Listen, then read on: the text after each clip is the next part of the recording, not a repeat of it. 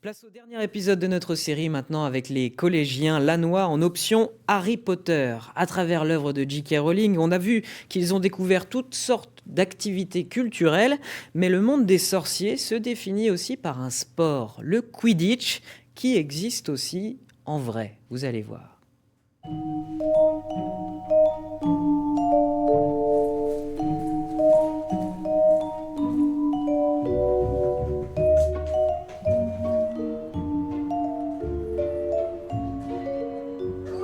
Un petit peu trop grand, je pense.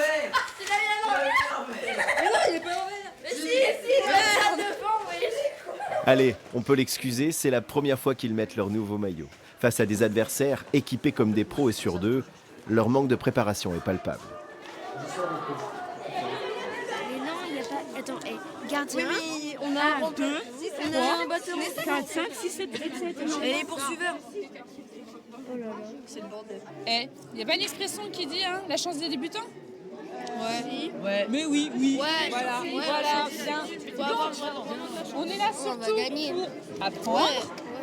L'intérêt, c'est de jouer depuis 4 ans. Ils ont déjà fait des tournois, en effet, Europe, en Allemagne, tout ça. De regarder bien comment ils jouent, comment ils se passent, comment ils communiquent entre eux.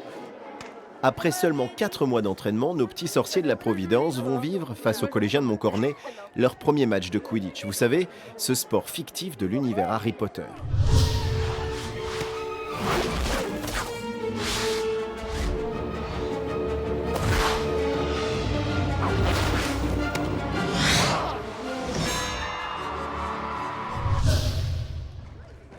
Forcément, dans la vraie vie, le Quidditch, c'est un peu différent.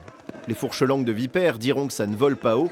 Ils ont bien tort. Ce sport, inventé en 2005 dans une université américaine, reprend la plupart des règles du jeu magique. Il faut passer le ballon dans le cercle adverse en évitant de se faire toucher par les balles roses, appelées cognards. Entre les cuisses, le balai devient un handicap comparable au dribble du handball. Mais le Quidditch, c'est surtout une discipline mixte et inclusive. C'est aussi un moyen un petit peu différent d'inculquer des valeurs que normalement on apprend aussi au collège. Ça permet de travailler sur la parité, sur aussi les rapports de force, faire en sorte que tout le monde dans l'équipe puisse participer, parce qu'il y a des gens qui ont des niveaux différents et comme il y a des rôles différents, ça permet de travailler des capacités différentes, donc des complémentaires. Toi, tu t'occupes de la fille d'une garçon, c'est ça. Après un début de partie difficile, les talents se révèlent, comme Emma, discrète dans la vie et leader sur le terrain. C'est toi la patronne sur le terrain. Non.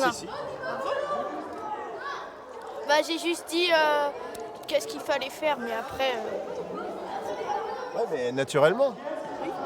Quelqu'un comme Emma, comme vous avez pu voir déjà sur d'autres ateliers, très réservé, qui a du mal à la communication pour qui c'est pas toujours évident. Là, elle dirige son équipe, elle met des buts, elle est à fond, elle se donne à fond. En plus, c'est pas toujours quelqu'un de forcément très sportif, mais là, il y a un enjeu et elle y va, quoi. Bon, le miracle n'a pas eu lieu, les élèves de la pro ont perdu tous leurs matchs, mais évidemment, l'important n'était pas là. Margot, Lily, touche l'attrapeur. Car le temps passé à jouer au Quidditch et lors des autres activités culturelles a permis de forger un groupe. viens te reposer un peu. Et ça, ce n'est pas de la magie. Dragon, Minotaure.